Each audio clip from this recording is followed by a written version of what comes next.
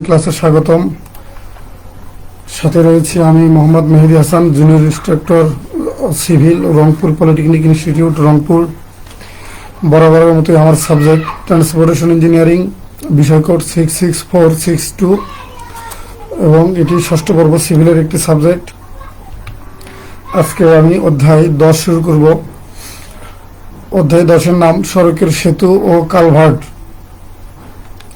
অধ্যায় 10 যেহেতু বড়, সুতরাং এই অধ্যায়কে দুটি ভাগে ভাগ করে আজকে এর প্রথম অংশটুকু কভার করা হবে এবং পরবর্তী ক্লাসে বাকি অর্ধেক কভার করা হবে। যে টপিকগুলো নিয়ে আলোচনা করা হবে: সেতু ও কালভার্টের পরিচিতি, সেতু ও কালভার্টের পার্থক্য, সেতু ও কালভার্ট নির্মাণের আদর্শ স্থান, সেতু কাঠামোর পরিচিতি, সেতু ও কালভার্টের শ্রেণীবিন্যাস, সেতু ও কালভার্টের ধরন নির্বাচনে প্রভাব বিস্তারকারী বিষয়, বন্যা নির্গমন, পানি প্রবাহের পথ, মাটি ক্ষয়ের গভীরতা ও ফ্রিবোর্ড, সেতু ও কালভার্টের মেরামত ও রক্ষণাবেক্ষণ। তবে এর ভেতরে আমরা আজকে আলোচনা করব এই কয়েকটি টপিক নিয়ে আজকে আমরা আলোচনা করব।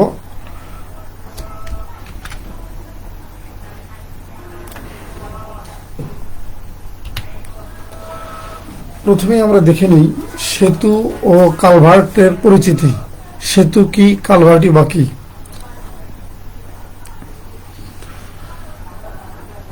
কোনো রেলপথ বা অন্য কোনো প্রতিবন্ধকের দ্বারা বাধাপ্রাপ্ত হলে,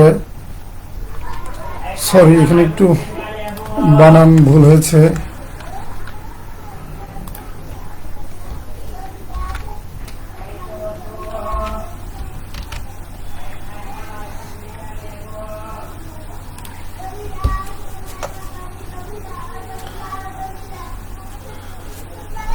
কোনো রেলপথ বা অন্য কোনো সড়ক, রেলপথ বা অন্য কোনো প্রতিবন্ধকের দ্বারা বাধাপ্রাপ্ত হলে প্রতিবন্ধকের কোনরূপ বিঘ্ন না ঘটিয়ে এর ওপর দিয়ে যানবাহন, পদযাত্রী ইত্যাদি পারাপারের পথ হিসেবে যে কাঠামো ব্যবহার করা হয় তাকেই সেতু বলা হয়।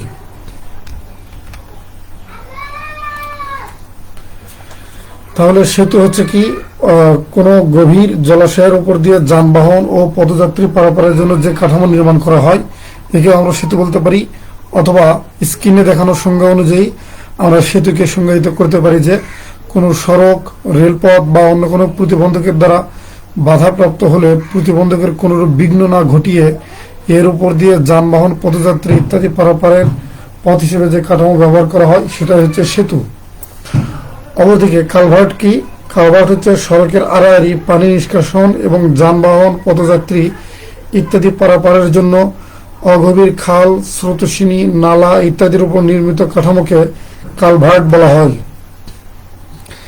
আসলে সংক্ষেপে যদি আমরা একেবারে বলি তাহলে সেতু অথবা কালভার্ট যেটাই বলি না কেন, দুইটা মূলত কিছুটা একই রকমই। সেটা হচ্ছে যে সড়কের আড়াআড়ি যদি কোনো নদী অথবা কোনো পানির কোনো জলাধার বা পানি নিষ্কাশন ব্যবস্থা যদি থাকে তাহলে সড়কের সেই অংশটুকু অতিক্রম করার জন্য আমরা একটা কাঠামো নির্মাণ করি, সেটাই সেতু অথবা সেটাই কালভার্ট। যদি সেটা বড় হয় তাহলে সেটা সেতু, অথবা ছোট হলে সেটা কালভার্ট। আমরা চিত্রে সেতু এবং কালভার্টকে দেখিয়েছি। উপরের যে চিত্রটা এটা যদিও একটু অস্পষ্ট, এটা একটি ব্রিজ বা এটা একটি সেতু আর কি। সেতুর ইংলিশ হচ্ছে ব্রিজ। এখানে লেখা হয়েছে যে হংকং জুহাই ম্যাকাও ব্রিজ পৃথিবীর দীর্ঘতম ব্রিজ। এটি একটি পৃথিবীতে যতগুলো সেতু রয়েছে, ব্রিজ রয়েছে, তার ভিতরে সবচেয়ে দীর্ঘতম হচ্ছে এই ব্রিজটি, যেটা চিত্রে দেখানো হয়েছে। এটি চীনে অবস্থিত। চীনের হংকং শহর, জুহাই শহর এবং ম্যাকাও শহরকে এটি সংযোগ করেছে। তার নিচে আমরা একটি কালভার্ট দেখতে পাচ্ছি।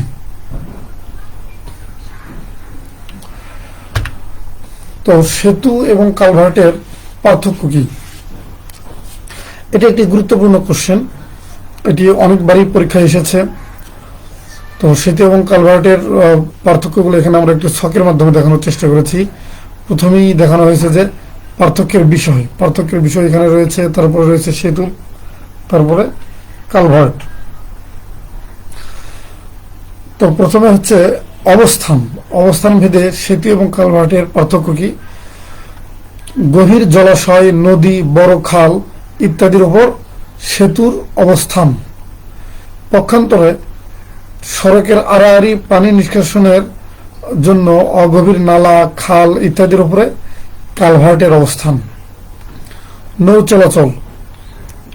সেতুর নিচ দিয়ে নৌকা বা ছোট যে স্টিমার রয়েছে এগুলো চলাচল করতে পারে, অথবা বিভিন্ন ক্ষেত্রে জাহাজও চলাচল করতে পারে, কিন্তু কালভার্টের নিচে দিয়ে নৌযান চলাচল করতে পারে না।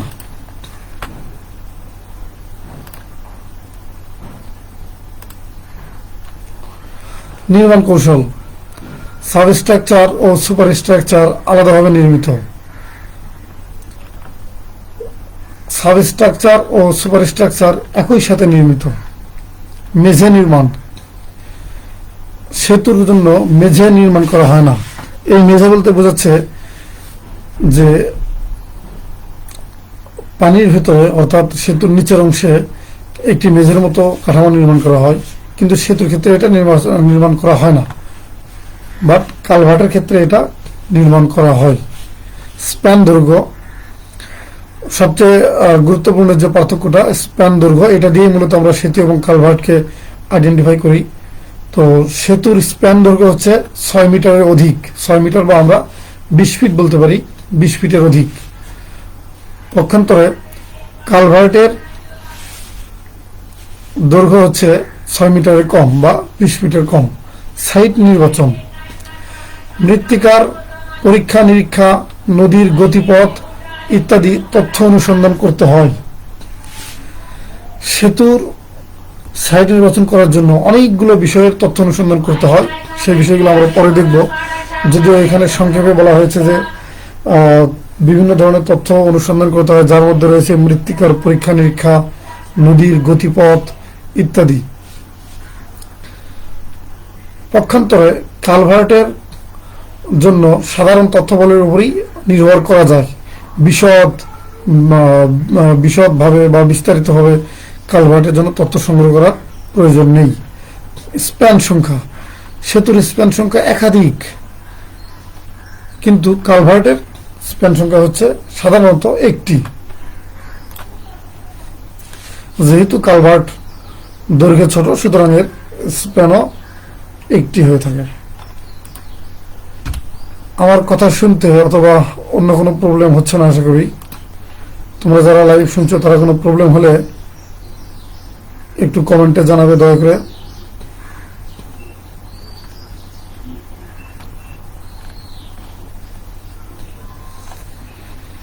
স্যার, আপনার সাথে যোগাযোগের জন্য কোনো কন্ট্যাক্ট নাম্বার কিংবা মেইল আইডি ডেসক্রিপশনে দিলে খুব ভালো হতো।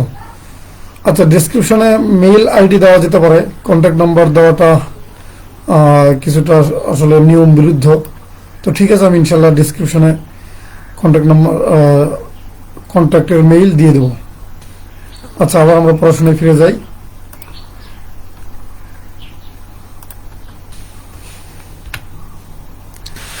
সেতু ও কালভার্ট নির্মাণের আদর্শ স্থান। আমরা কোথায় সেতু এবং কালভার্ট নির্মাণ করতে পারি, তার জন্য আদর্শ স্থানের জন্য আমাদের যে বিষয়গুলো বিবেচনা করতে হবে, নদী বা জলস্রোতের সোজা অংশে।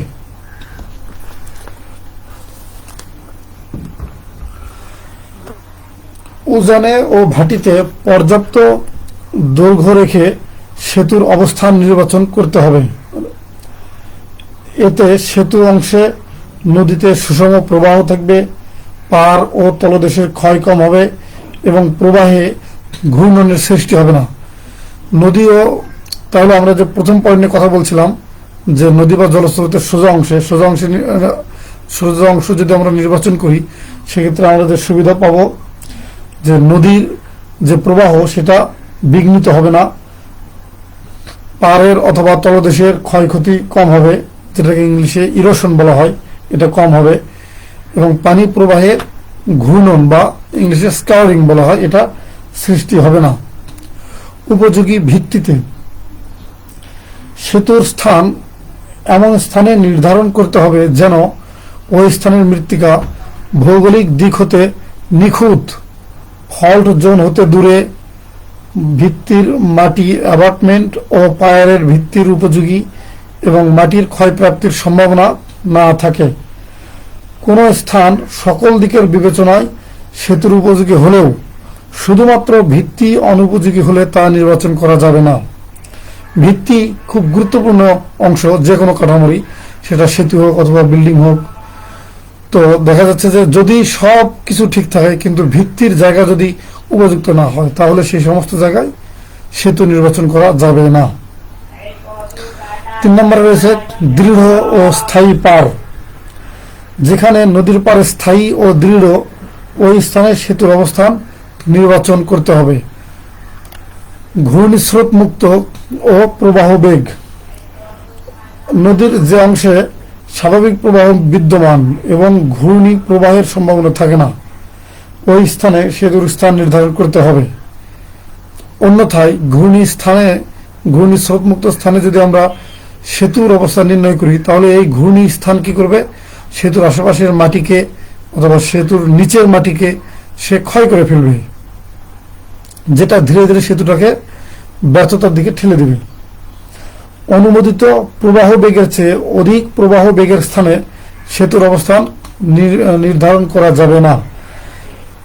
অনুমোদিত প্রবাহ বেগ বলতে পানির প্রবাহ বেগের কথা বলা হচ্ছে। পানি একটি নির্দিষ্ট বেগে প্রবাহিত হয়, কোনো সময় সে বেগটা অনেক বেশি থাকতে পারে, কোনো সময় সে বেগটা কম থাকতে পারে। তো প্রতিটা সেতুকে অবশ্যই পানির একটি নির্দিষ্ট বেগ মাথায় রেখে ডিজাইন করা হয়। তো সেই বেগের চেয়ে অধিক বেগে সেতুকে অধিক বেগে যেখানে পানি প্রবাহিত হয় সেরকম জায়গায় সেতুকে নির্মাণ করা যাবে না। সেতুর দৈর্ঘ্য ও বন্যা সীমা। যে স্থানে নদী বা জলাশয় সংকীর্ণ এবং পাড়ের উচ্চতা সর্বোচ্চ বন্যা সীমা হতে উপযোগী উচ্চতায় অবস্থান করে ওই স্থানে সেতুর দৈর্ঘ্য ন্যূনতম হবে এবং এরূপ স্থানে সেতুর অবস্থান নির্বাচন করাই উচিত। সর্বোচ্চ বন্যা তলের সাথে আমাদের একটি শব্দ রয়েছে, খুব পরিচিত একটি শব্দ, সেটাকে আমরা HFL বলি বা highest flood level. HFL highest flood level বা সংক্ষেপে আমরা HFL বলে থাকি। এর বাংলা অর্থ হচ্ছে যে সর্বোচ্চ বন্যাতল। সর্বোচ্চ বন্যাতল মাথায় রেখে আমাদেরকে সেতুর জন্য স্থান নির্বাচন করতে হবে, কারণ আমরা এমন স্থানে সেতুকে স্থাপন করব না, সেতু নির্মাণ করব না যে বন্যা হলে সেই জায়গাটা যেন ডুবে না যায়। অ্যাপ্রোচ সড়ক হচ্ছে সেতুর দুই পাশে যে সংযোগ সড়ক রয়েছে এটাকে অ্যাপ্রোচ সড়ক বলা হয়। অ্যাপ্রোচ সড়ক নির্মাণে সাশ্রয়ী অ্যাপ্রোচ প্রতিবন্ধকতা মুক্ত। প্রতিবন্ধকতা যেমন পাহাড় হইতে পারে ও গণ অসন্তোষের কারণ মুক্ত। অ্যাপ্রোচ নির্মাণে কম পরিমাণ জমি দখলে আনতে হবে। এরূপ স্থানে সেতুর স্থান নির্ধারণ করাই অধিকতর শ্রেয়।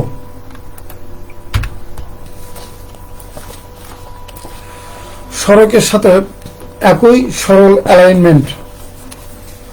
আমরা যে সেতুটাকে নির্মাণ করব সেটা এমন স্থানে নির্মাণ করতে হবে যেন সেতুর কেন্দ্ররেখা বা অ্যালাইনমেন্ট এবং সড়কের অ্যালাইনমেন্ট একই রেখায় হয়। অ্যাপ্রোচে বাঁক। সেতুর অ্যাপ্রোচ সড়কে কম ব্যাসার্ধের বাঁক দেওয়া যাবে না। বাঁকটা কি করতে হবে, বেশি ব্যাসার্ধে দিতে হবে। বেশি ব্যাসার্ধের বাঁক দিলে সাইড ডিস্টেন্স, যেটা দৃশ্যমান দূরত্বটাও বেশি হবে, গাড়ি চলাচল নির্বিঘ্ন করতে পারবে। নদ নদী নিয়ন্ত্রণ কাজ। সেতুর স্থান নির্ধারণে সতর্কতার সাথে অধিক ব্যয়ের নদ নদী নিয়ন্ত্রণ কার্য করার ঝুঁকি পরিহার করে সেতুর স্থান নির্ধারণ করতে হবে। এমন জায়গায় আমরা সেতুটাকে নির্মাণ করব না যেন নদী শাসন বা নদ নদী নিয়ন্ত্রণ করতে আমাদের অধিক ব্যয় হয়। পানি নিম্নস্থ নির্মাণ। পানি নিম্নস্থ নির্মাণ বলতে বোঝাচ্ছে যে পানির নিচে নির্মাণ, আন্ডার ওয়াটার কনস্ট্রাকশন যেটাকে বলে। যথাসম্ভব ন্যূনতম পানি নিম্নস্থ নির্মাণের উপযোগী স্থানে সেতুর অবস্থান নির্বাচন করতে হবে। এমন স্থানে সেতুকে নির্মাণ করতে হবে যেন পানির নিচে খুব কম কাজ করতে হয়, কারণ পানির নিচে কাজ করাটা যে অত্যন্ত ঝামেলাপূর্ণ এবং সেটা অধিক ব্যয়সাধ্য। Spill zone. স্পিল জোনের যত সম্ভব দূরে ভাটির দিকে সেতুর অবস্থান নির্ধারণ করাই উত্তম। যেহেতু সেতুর জন্য আদর্শ স্থান নির্ধারণ সত্যিকার অর্থে দুষ্কর, তাই যে ক্ষেত্রে সর্বাধিক অনুকূল পরিবেশ ও সেতুর নিরাপত্তার জন্য হুমকি না থাকে, ওই স্থানেই সেতু নির্মাণের স্থান নির্ধারণ করা যুক্তিযুক্ত।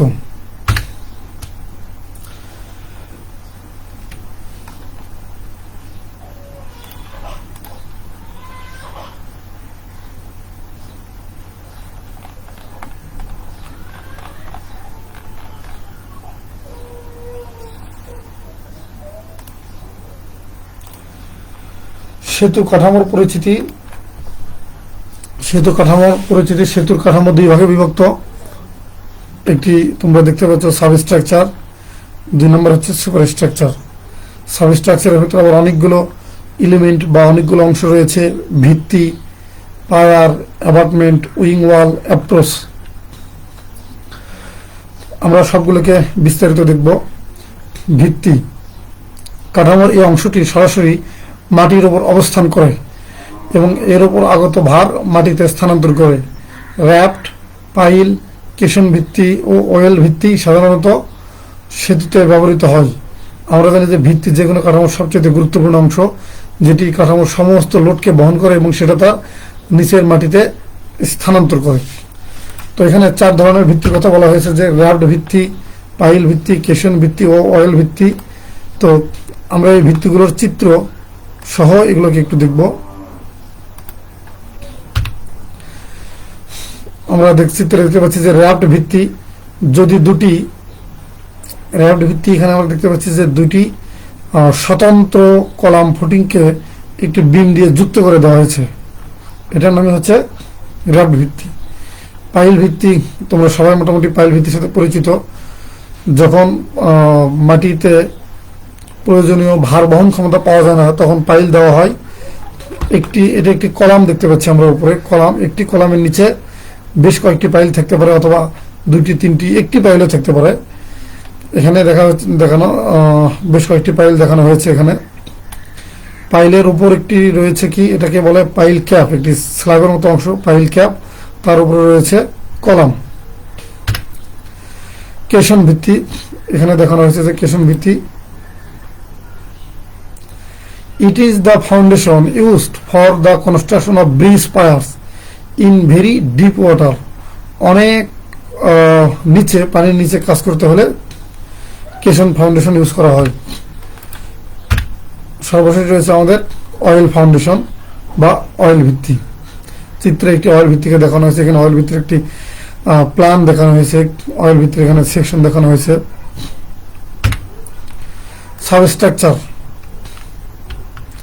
সাবস্ট্রাকচার দেখছিলাম আমরা, এতক্ষণ আমরা ভিত্তি দেখলাম, এখন আমরা পায়ার দেখব। বহু স্প্যান বিশিষ্ট সেতুর মধ্যবর্তী সাপোর্টগুলোকে পায়ার বলে। এর উচ্চতা অ্যাবাটমেন্টের সমান বা কিছুটা কম হয়ে থাকে। এই যে একটি চিত্রে একটি সেতু দেখানো হয়েছে, এই যে কলামের মতো যে অংশটা, এটার নামই হচ্ছে পায়ার। এই যেখানে দেখানো হয়েছে যে এই অংশটাকে পায়ার বলা হচ্ছে। পায়ারের উপরে যে অংশটা, এটা হচ্ছে পায়ার ক্যাপ। একইভাবেই এই যে নিচের অংশগুলো পাইল, পাইলের উপরে যে স্ল্যাবের মতো অংশ, এটা হচ্ছে যে পাইল ক্যাপ।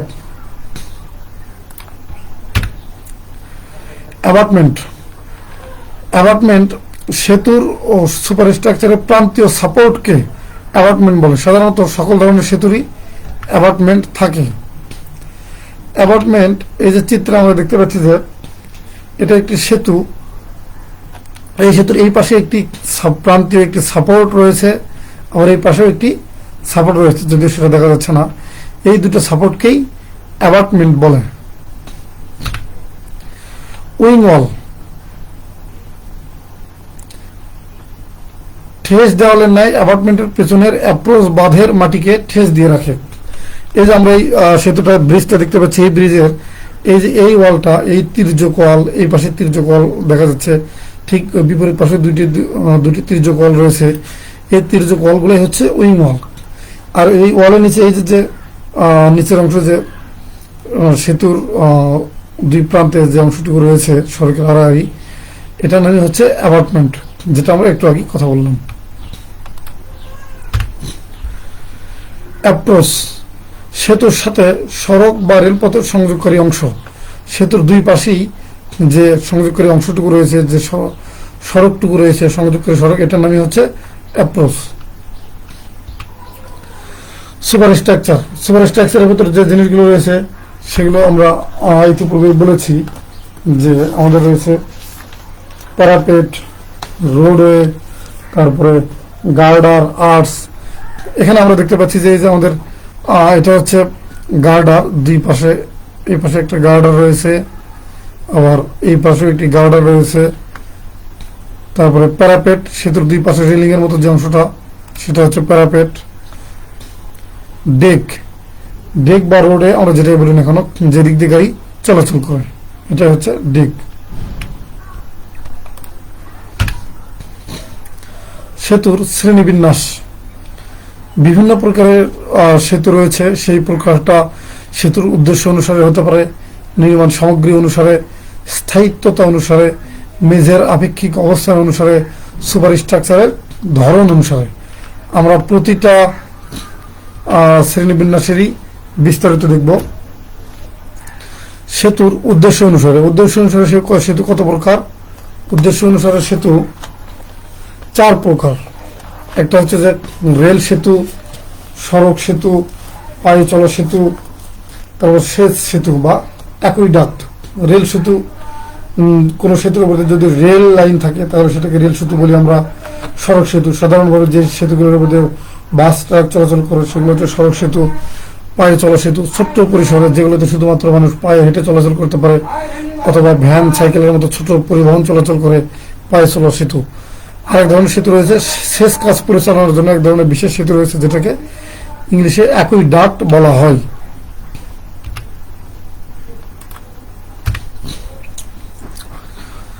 নির্মাণ সামগ্রী অনুসারে সেতুটাকে কি দিয়ে নির্মাণ করা হচ্ছে, কোন সামগ্রী দিয়ে, এর উপর ভিত্তি করে সেতুর একটি শ্রেণী বিন্যাস রয়েছে। কাঠের সেতু, যদি কাঠ দিয়ে নির্মাণ করা হয় তাহলে কাঠের সেতু। ব্রিক দিয়ে নির্মাণ করা হলে মেশনারি সেতু। ইস্পাতের যদি সেতু হয়ে থাকে তাহলে সেটাকে ইস্পাতের সেতু বলতে পারি আমরা।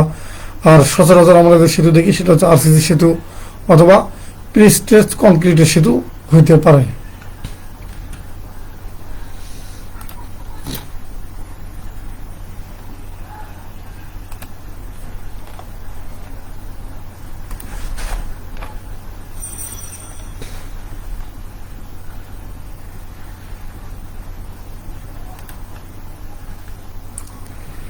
তারপর সেতুর শ্রেণীবিন্যাস আমরা দেখছিলাম স্থায়িত্বতা অনুসারে। এখন দেখব স্থায়ী সেতু, অস্থায়ী সেতু, সকল ধরনের টিম্বার সেতু, সকল ধরনের কজওয়ে সেতু, শুধুমাত্র স্থানান্তরযোগ্য ইস্পাত সেতু এবং ভাসমান সেতু। মেঝের আপেক্ষিক অবস্থান অনুসারে ডিপ ব্রিজ এবং থ্রু ব্রিজ। সুপারস্ট্রাকচারের ধরন অনুসারে arched bridge, girder bridge, truss bridge, suspension bridge.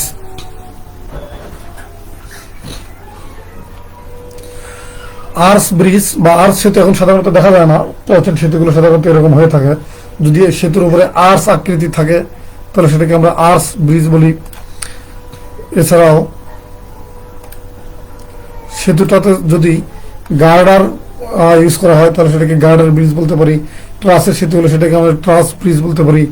কেবলের সেতু বা তারের সেতু, ওয়্যার সেতু যদি থাকে সেটাকে আমরা সাসপেনশন বলি। পাহাড়ি এলাকায় সাধারণত থাকে এটা। কালভার্টের শ্রেণীবিন্যাস এখন দেখবো। এতক্ষণ আমরা সেতুর শ্রেণীবিন্যাস দেখলাম, এখন আমরা দেখব কালভার্টের শ্রেণীবিন্যাস। কালভার্ট কত প্রকার হয়ে থাকে? কালভার্ট 4 প্রকারের: বক্স কালভার্ট, পাইপ কালভার্ট, তারপরে স্ল্যাব কালভার্ট, আর্চ কালভার্ট। আমরা কালভার্টের শ্রেণীবিন্যাস দেখলাম এবং এখন প্রতিটা ভাগ নিয়ে আমরা একটু বিস্তারিত কথা বলবো। প্রথমে আমরা দেখতে পাচ্ছি বক্স কালভার্ট। বক্স কালভার্ট 1 বা 2 স্প্যানের হয়ে থাকে।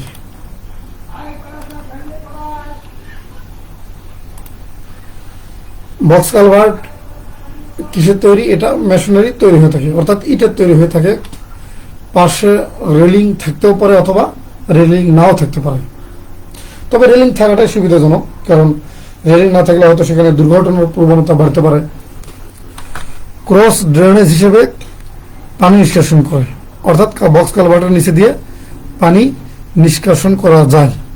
এবং এটা বক্স কালভার্টে যেহেতু বক্স আকারে অনেক বেশি ফাঁকা জায়গা থাকে, এজন্য অধিক পরিমাণে পানি নিষ্কাশন করে।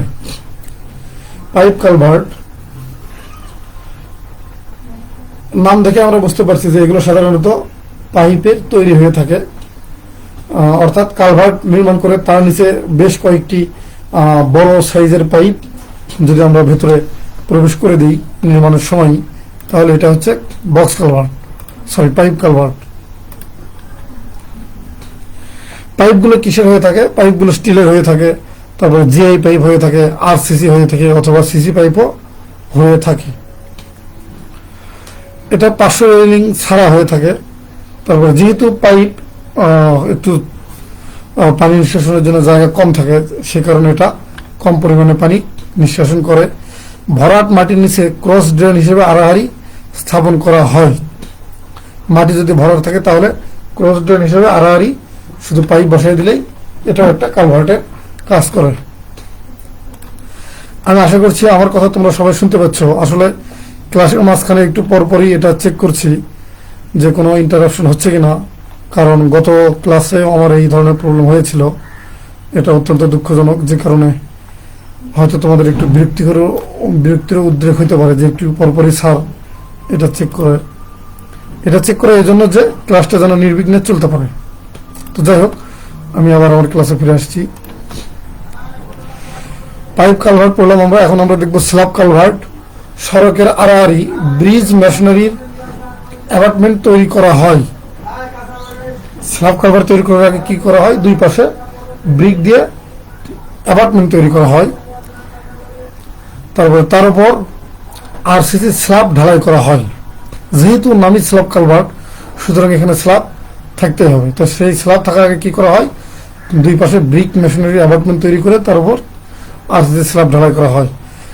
এবং সেই স্ল্যাবটা ঢালাই করার সময় দুই পাশে এমনভাবে রড রাখা হয় যেন সাইডে রেলিং তৈরি করা যায়। স্ল্যাব ঢালাই শেষে স্ল্যাব শক্ত হলে প্রয়োজনীয় স্ট্রেংথ গেইন করলে তারপর আমরা রেলিং তৈরি করি। স্ল্যাবের উপর দিয়ে যানবাহন বা মানুষজন চলাচল করে। অধিক পরিমাণে পানি নিষ্কাশন করে, যেহেতু নিচে প্রচুর পরিমাণে ফাঁকা থাকে, সুতরাং এটা অধিক পরিমাণে পানি নিষ্কাশন করতে পারে কোনো ধরনের কোনো বাধা বিঘ্ন ছাড়াই। সর্বশেষ আমাদের রয়েছে আর্চ কালভার্ট। আর্চের সাথে তোমরা সবাই পরিচিত, সেগমেন্টাল আর্চ সম্পর্কে আমরা অনেক পড়েছি। যদি সেতুর উপরে কালভার্টের উপরে যদি আর্চ থাকে, তাহলে আমরা সেটাকে আর্চ কালভার্ট বলি। সড়কের আড়াআড়ি ব্রিক মেশিনারি অ্যাবাটমেন্ট তৈরি করা হয়। ওই স্ল্যাব কালভার্টের মতোই আগে দুই পাশে ব্রিক মেশিনারি অ্যাবাটমেন্ট তৈরি করা হয়। তার উপর কি করা হয়? অর্ধবৃত্তাকার অথবা সেগমেন্টাল আর্চ তৈরি করা হয়। আর্চের শীর্ষতল সড়কের পৃষ্ঠতলের বরাবর থাকে। বলা হচ্ছে যে আর্চের একেবারে শীর্ষতল, একেবারে উপরের তল এবং সড়কের পৃষ্ঠ একই বরাবর থাকবে। স্প্যান 3 মিটারের অধিক হয়ে থাকে, 10 ফিটের বেশি হয়ে থাকে। স্ল্যাবের ওপর যানবাহন চলাচল করতে পারবে। অধিক পরিমাণে পানি নিষ্কাশন করে থাকে। আর্চ কালভার্টের নিচ দিয়ে যেহেতু অনেক পরিমাণে জায়গা থাকে, সুতরাং এটা অনেক পরিমাণে পানি সহজেই নিষ্কাশন করতে পারে, কোনো ধরনের কোনো বাধা বিঘ্ন সৃষ্টি হয় না।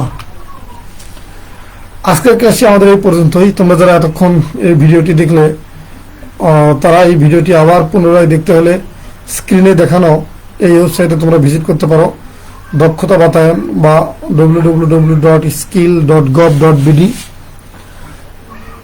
যারা আংশিক দেখেছো তারাও এই ওয়েবসাইট ভিজিট করলে এই ভিডিও সহ পরবর্তী ক্লাসগুলো তোমরা সেখানে ভালোভাবে দেখতে পারবে, যতবার ইচ্ছা তোমরা দেখতে পারবে। করোনার এই ক্রান্তিকালে তোমাদের সবাইকে আমি অনুরোধ করবো যে তোমরা সবাই বাসায় থাকো, নিরাপদে থাকো, স্টে হোম, স্টে সেফ। সবাইকে আন্তরিকভাবে ধন্যবাদ।